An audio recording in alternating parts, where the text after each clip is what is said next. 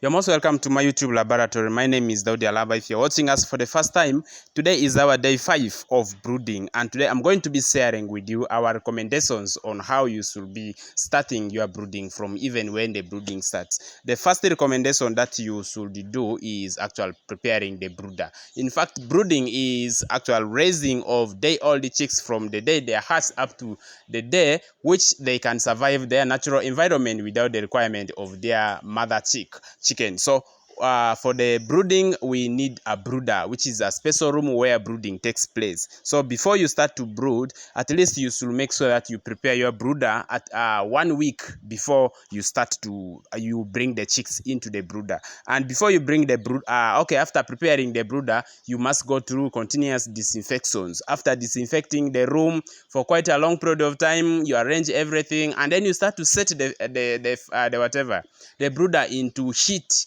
You heat the room using the heat source that you also use for brooding the chicks, because chicks, they are raised using the heat source, which provides them warmth for the drinkers, the feeders. Everything that you need for the brooder must be inside, and for you to go with all these things appropriately, they must be disinfected, so seriously disinfected. And when you are disinfecting them, and it means you are killing the pathogens and the disease causing organisms which are in the brooder, by heating the room and also by disinfecting it. So after disinfecting everything that you do, now at the arrival of the chicks, what you need to prepare so much is the records. Record keeping is one of the most important thing that happens in any business that exists, because it helps you to collect data for future information, to know the past, and then also to assess the future for your business plans. So when you are keeping your record, there are some few things that you should be keeping when you are starting your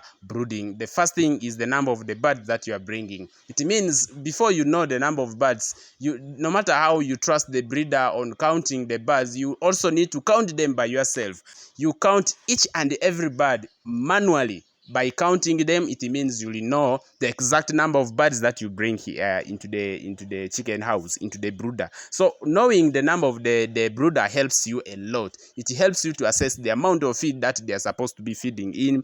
It helps you to assess, actually, to plan for them for future in the case of dynamics or the changing prices, in fluctuation, the price fluctuations that happens in the markets. It helps you to assess on how much you should stock, so that it takes you up to this particular period of time.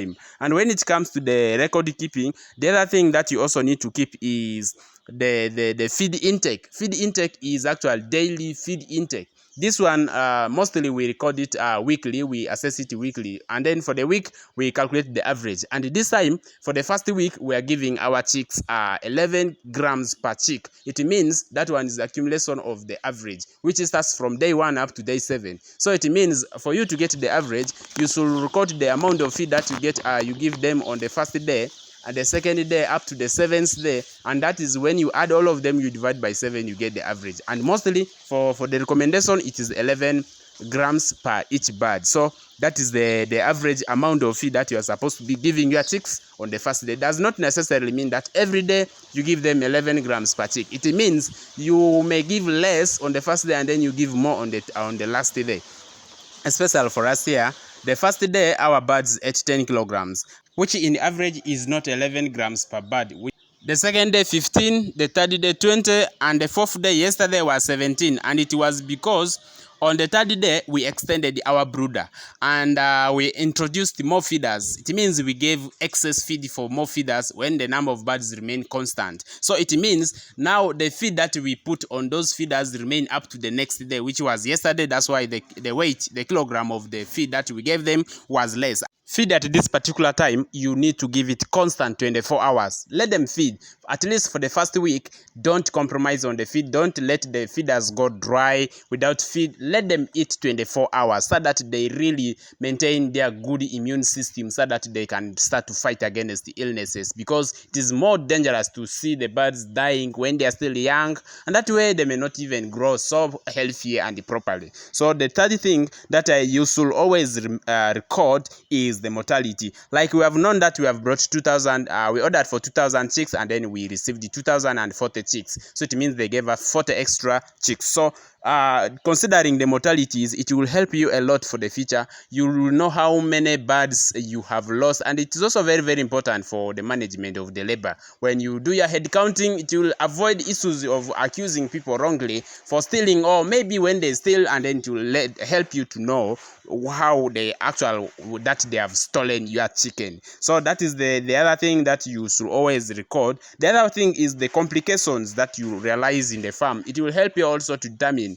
on which type of bird should you buy, because in this particular breeder this is the second time that I got chicks from them, but I rarely record things like birds being too weak, they died from the first day. So like I told you, I lost for the first 2 days, but up to now, which is the 5th day, I haven't lost any single bird. So I'm expecting this one to continue because I trusted my brooding from the day one. So now complications can be like birds being hatched weaker, or when they are having things like unhealed those umbilical cords which they are not healed, they can cause problems and complications. So those are the things that you can always record when you are raising your chicks.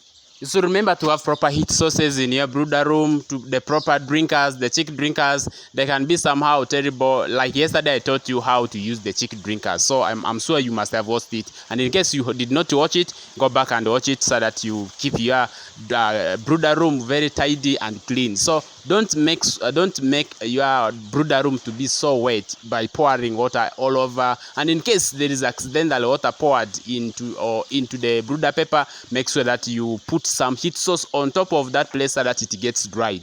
And then the other thing is about heating the room. This is mostly especially when you don't balance the heat inside. Sometimes it is too hot, birds feel like they are drying up, and you make sure that you keep the optimum temperature. Some of the times we may not be able to use the thermometer to monitor the temperature, but you observe the behavior of the birds. When they come too close to the heat source, it means it is too cold, and when they go far away from the heat source, it means the place is too hot. Now what you need to do, in case you are using this type of the heat sources that I'm using here, just remove some, keep the room optimum, and then keep measuring it, keep monitoring everything around your brooder room, because when you don't do it, so there are some cases that they may have like fecal impact zones. They may not actually, their body may not function so well because of unbalanced temperature, and that one also retains their growth rate. Those are some of the few things that you should always avoid when you are starting your brooding.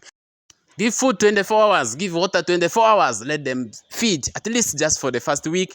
Let them feed, give them light, very bright light, so that the room is like daytime, and they can always be able to see everywhere where they're moving, and that is what makes them to grow healthier, and also in a state which cannot allow diseases to attack them. Thank you so much for watching.